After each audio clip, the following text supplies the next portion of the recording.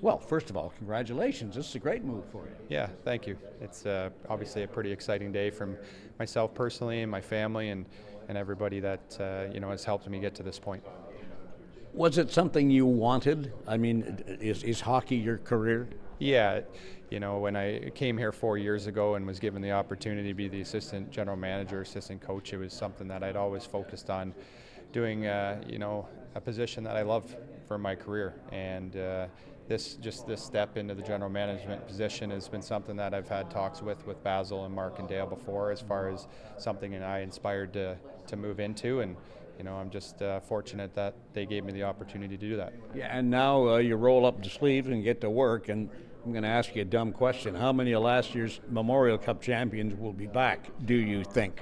Well, you know what? It's a tough thing to put an exact number on. I know. You have a lot of first-round picks and a lot of guys that are going to push to make NHL lineups, which is a good thing at the end of the day. I think, that's what we're here to do, is hopefully develop them to that point. And if they do move on, sooner rather than later, then that's a good thing for them, and we're happy. Yeah, it's always bittersweet, isn't it? I mean, you love to see the kids go, but then you got to replace them in the dressing room. Yeah, like you said, it's bittersweet, but it is it's opportunity for other players if they do move on, which is a great thing. And if they get there sooner than rather, then we're happy. Yeah, of course. What about the recruits coming in this year, the new kids? It sounds as though you got some pretty promising kids. Yeah, I mean, our first rounder in Liam Foodie, it's very exciting to see what he's going to be able to do in this new season. And it's always promising when you have new draft picks come in and you get to watch them in their first development camp and then move on to training camp.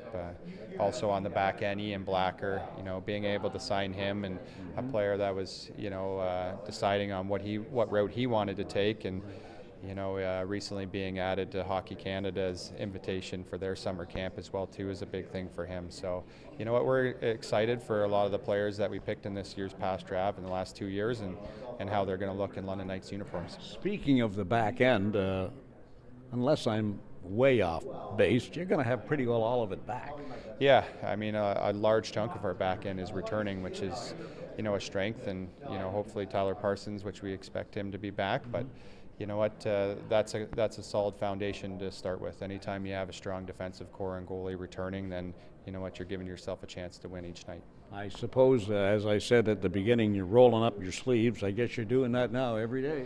Yeah, I mean, you know what, I've been fortunate enough in the last 4 years that we've had some long runs and won some championships, and so I'm kind of used to the short off season and being able to turn around, being the end of one season and getting right back into another. So yeah, the sleeves have already been rolled up and we've already been working it for a while now. Okay, good luck to you. Thank you.